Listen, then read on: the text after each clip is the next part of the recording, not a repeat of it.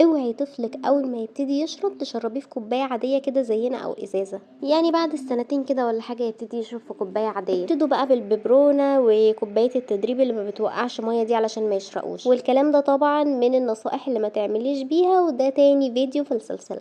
عارفين بقى ان احسن طريقه نعلم بيها الطفل يشرب انه يشرب زينا؟ ببساطه ازازه بقها صغير طبعا زي كده وكوبايه عاديه جدا زينا. طب عارفين ان عودت بنتي من وهي 9 شهور تشرب من كوبايه او ازازه زي كده، وكوبايه عاديه جدا، يعني مش كوبايه مخصصه للبيبيهات عشان ما تدلقش ولا الجو ده كله خالص. مش هقول لكم ان الموضوع كان سهل ولذيذ في الاول، لا كانت بتبهدل نفسها وكل حاجه، بس واحده واحده ابتدت ان هي تتعلم.